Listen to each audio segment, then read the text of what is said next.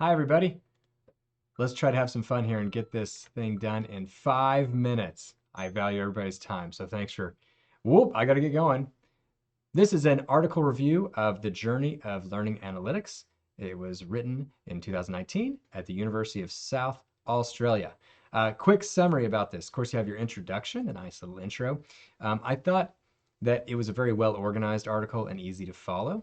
There were different sections. The first section was learning analytics as a field of research. Nice overcap of that. Genealogy of learning analytics was a history of learning analytics. And I started as early as 1920s and 30s, really began making strides in the 80s. And of course, in 2000 and on, with distance learning, it became a very integral part. And with LMS systems going on.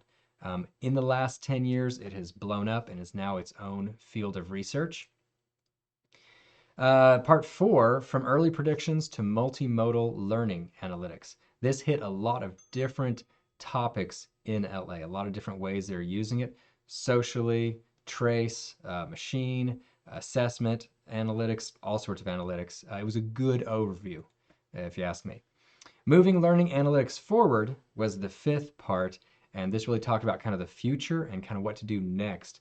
It's problems and how to fix them.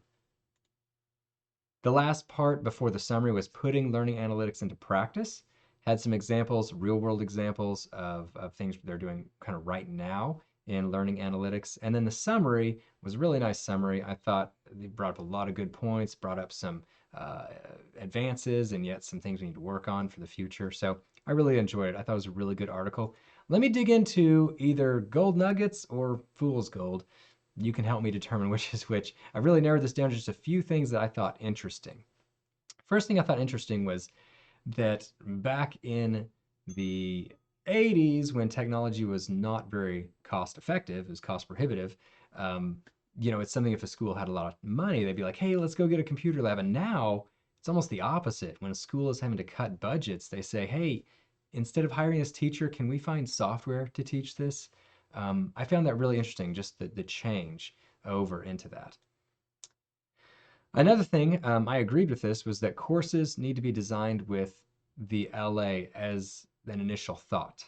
I don't think I worded that very well, but the analytics need to be thought of at the very beginning of the design so that they actually do help out the student and the instructors and not just an afterthought.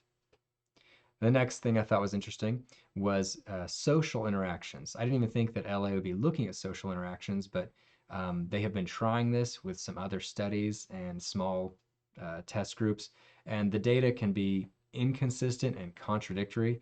I found that interesting, and I kind of thought that was also kind of a no-brainer, that it's really hard to get data on how people are interacting socially. A few more things. I thought it was memorable.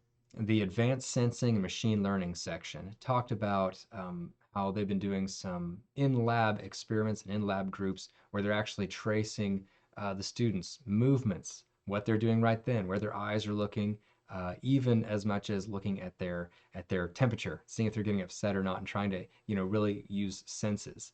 I thought that was really neat. They can't use it much in real life yet, but he did discuss how it could be used soon in AI, AR. I could see anybody with a laptop, there's a camera right there.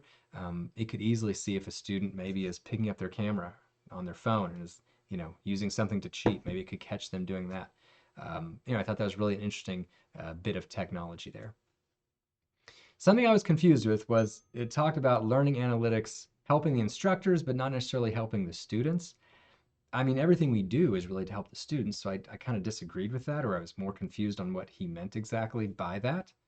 And my final bit here, I really like this part, I agree with it.